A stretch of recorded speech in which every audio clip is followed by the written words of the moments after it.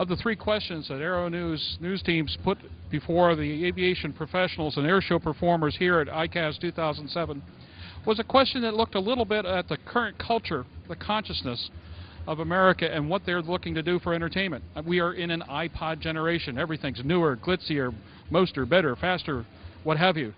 So the question we asked a number of the performers and professionals here was simply, are air shows keeping up with the times? Not always, right? Air shows are not necessarily venues for a demonstration of the latest in technology. We could do better. Technology is expensive. Someone's got to pay for the jumbotrons. We could do more putting cameras in airplanes. I do media rides. That's how I sell myself. I have a two-seat airplane. I have a camera system I put in my airplane, so when I do a media ride, that reporter can download the video from my digital camcorder and take it back to the studio with them so they get some in-cockpit footage. I think I'm keeping up with the times, but my background's in technology. Air shows as a whole, they could do a better job facilitating that, suggesting it, being on the forefront. You know, maybe these air shows can, you know, rent the equipment so that when they do media rides, no matter whose airplane they go in, they've got some clamp-on, clip-on, tape-on, whatever equipment, makes it more media-friendly, and that's, you know, that translates into website content, TV material, you name it. Well, in some areas they are, and some they're not. I mean, the old school air show where we go out, we loop, and we barrel roll, and we try to thrill them, I really think is getting stretched. A lot of people still enjoy that. There's a generation coming along that, I mean, they can fight a Star Wars in a galaxy far, far away that looks as real and it feels real. They don't really care or know what a barnstormer is or a biplane. We can show them and we can entertain them, but we're going to have to stretch it out and be more varied and more diversified than that. It's entertainment, and it needs to be good entertainment. A lot of people are stepping up to that, but not everybody. But, you know, it's, the market will change itself. I think it'll motivate.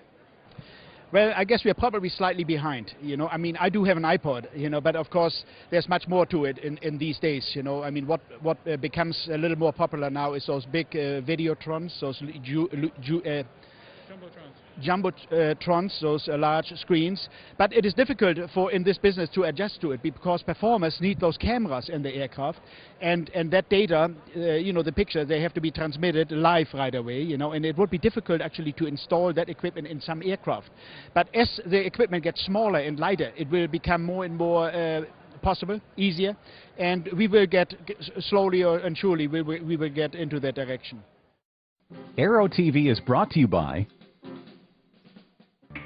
Today, there is an affordable, high-performance, easy-to-own and easy-to-operate very light jet designed with you in mind. Far less expensive than any other twin-engine jet to buy, it is also the least expensive to own and operate.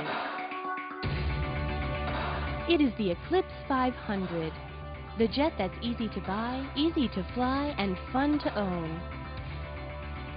The jet for you.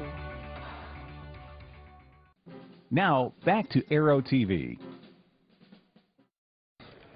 You know, that's one of those questions where I could be the devil's advocate. On the one hand, I would say absolutely, because it's a wonderful family-oriented thing, and an incredible amount of shows come up with incredible crowds. The other side of that is you have to sit back sometimes and wonder when nobody comes to an air show that's got incredible military displays. The only place that you can see all of this military hardware. The air show industry is getting a lot smarter, I think, and I've been preaching this for years, that you need more than just airplanes at an air show. It's a family event, but some people in that family may not like airplanes, especially the little kids. So you're seeing more and more air shows do more and more absolutely non-airport things, playgrounds for kids and rides and bungee jumps and all this kind of stuff. I think it's fantastic. I think, like anything, we have to just keep thinking new and just evolving with the times and just keep coming up with new things. And we're doing that. Okay. I think air shows are keeping up with the times as much as they can. We have so many new kinds of airplanes, new designs, new manufacturing processes, new materials. We're seeing them, they're thank God for NASA. A lot of the materials that NASA uses are now showing up in private in aerobatic airplanes. Of course, the United States government's got a couple of beautiful planes they're proud to show now. The F-22 is an amazing airplane.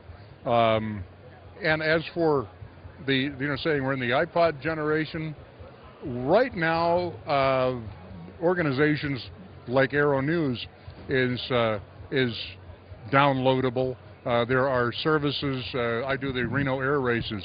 They have downloadable things, things that people can listen to. If they can't be there, they can at least listen to the reports.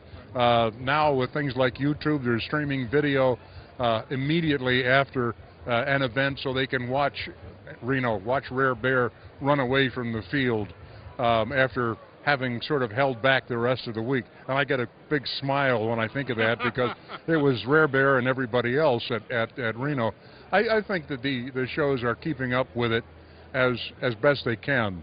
I don't know what we're going to see next. I hope I'm still alive, when whatever that's going to happen. It might take 10 years, 20 years, but I think there's still a great interest in air shows. People enjoy them, and I'm one of those people that remembers more Stearman's flying than fly now, and I personally am one of these people that I think I'd like to see the older airplanes flying anyway.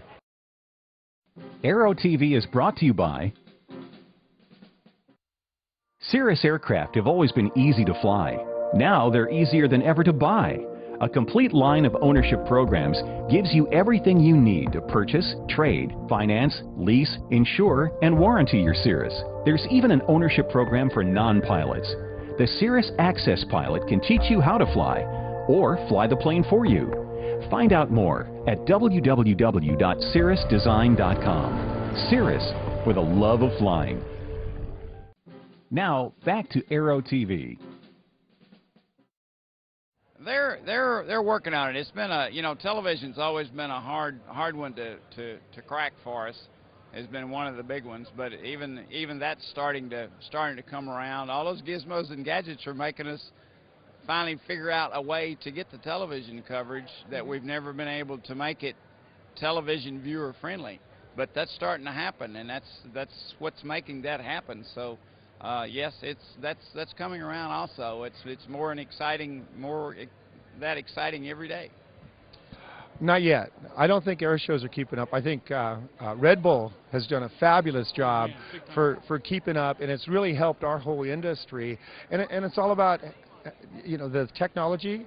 And there's just not a lot of talented people out there who are doing this yet, And Red Bull has invested millions of dollars in that technology, and it's going to come, and so we haven't kept up yet because still the people with high definition coming around, and now the good camera angles and the shots. I think once we get some more talented technicians and directors to creatively cut these pieces together, so you can get the visceralness of airshow flying and the smelling and the tasting and the feeling it and feeling the heartbeats, then they'll start keeping up. But no, we're behind this guy. We're behind the power curve on that one.